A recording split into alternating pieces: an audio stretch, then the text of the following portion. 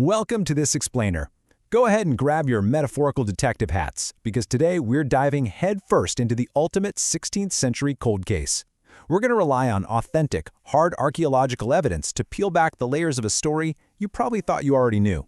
Yep, we're talking about the Roanoke Colony, an early English settlement in North America that pulled off one of the most fascinating and frankly baffling vanishing acts in human history. So let's just dive right into this. Our goal today is to strip away all the myths, the campfire ghost stories, and centuries of wild rumors. We want to figure out what actually happened to the men, women, and children left on a small, isolated island off the wild coast of North America in 1587. I mean, think about it. How on earth do over 100 people just completely vanish into the wilderness without leaving a trace? Section 1. The Missing Colonists, a 16th Century Case. To really understand this centuries-old crime scene, we've got to look at the sheer, chaotic back and forth across the Atlantic during this era. The whole timeline kicks off in 1585, when a military outpost, led by a guy named Ralph Lane, was set up on Roanoke Island. But thanks to poor relations with local Native American tribes and some major food shortages, they had to evacuate. Then, in 1587, a fresh group of roughly 115 to 121 civilian colonists arrived, this time led by John White.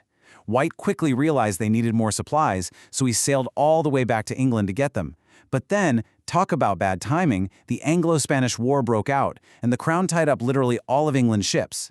That massive delay meant White couldn't make his return trip until 1590. And that delay culminated in his horrifying discovery, 3 whole years after he had left his colony behind. Section 2. A cryptic clue. Left behind. When John White finally dropped anchor at Roanoke in August of 1590, he walked straight into a fortified but entirely abandoned settlement. And the crucial point of this entire mystery is a single word, CROATOAN, found freshly carved right into the settlement's palisade. There were no human remains, no signs of a struggle. Even wilder, the houses have been carefully taken down.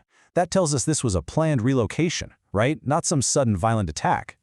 White immediately interpreted this to mean the colonists had safely relocated to CROATOAN Island, which we now call Hatteras Island, home to a friendly indigenous tribe. But tragically, before he could sail south to actually confirm this, rough seas and a lost anchor basically forced his expedition to abandon the search and limp back to England. The trail went absolutely cold right there. Section 3. Authentic Evidence, Modern Archaeology. Okay, let's fast forward to modern forensics and see how hard data helps us process this scene today. For the longest time, physical evidence of the colony was just non-existent, but science is finally catching up. Now, you might be wondering, why can't we just find physical evidence of their homes at the site today? Well, the northern shore of Roanoke Island lost exactly 928 feet to erosion between 1851 and 1970. Actually, to put that into perspective, imagine roughly 3 entire football fields of land just washing away. That staggering number means that if we extrapolate back to the 1580s, the original site of the settlement might not even be missing. It could literally just be sitting at the bottom of the Atlantic Ocean right now. But here is where it gets really cool, because modern technology has completely cracked open a 400-year-old document.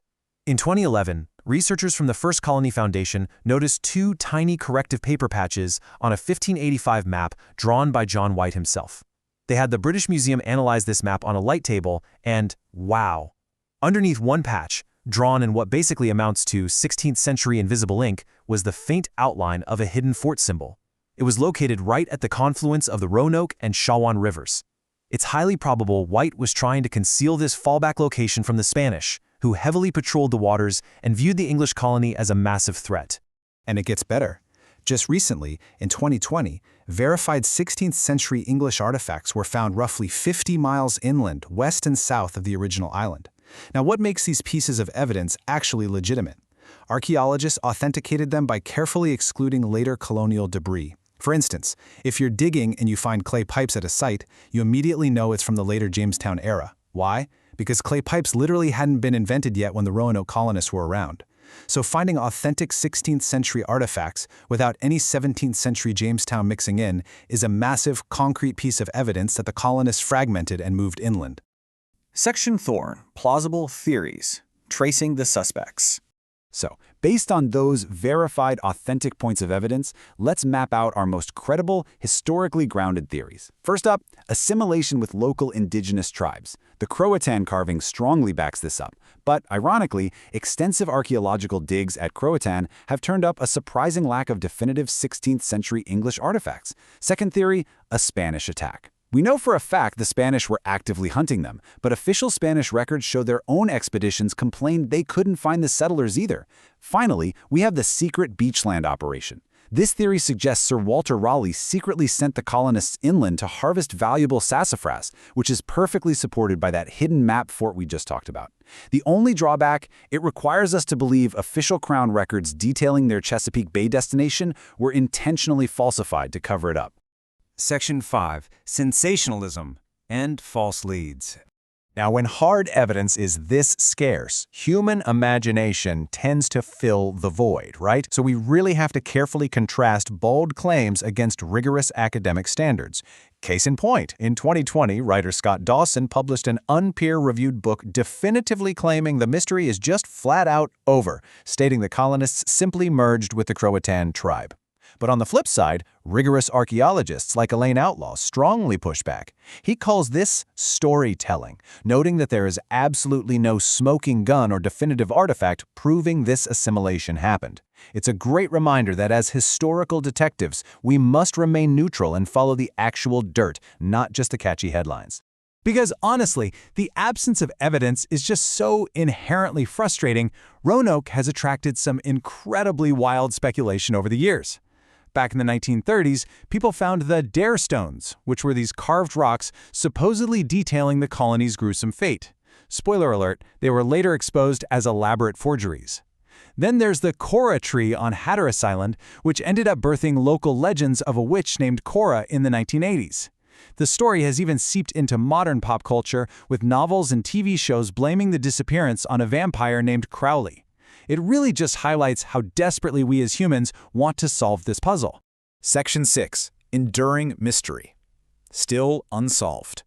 As we wrap up this investigation, we are left with a literal ghost town, a single cryptic carving on a wooden fence and scattered artifacts buried 50 miles away. The Roanoke Colony wasn't just a failure, it was a profound lesson in the vulnerability of human endeavor against the immense, unforgiving scale of the New World. So I'm going to leave you with this. If the Atlantic Ocean swallowed the physical fort and Elizabethan political records were genuinely falsified to hide the truth, will the true fate of the Roanoke colonists ever be definitively found? Or is the ultimate 16th century cold case destined to stay frozen in time forever? Thank you so much for joining me on this explainer, and remember, keep questioning history.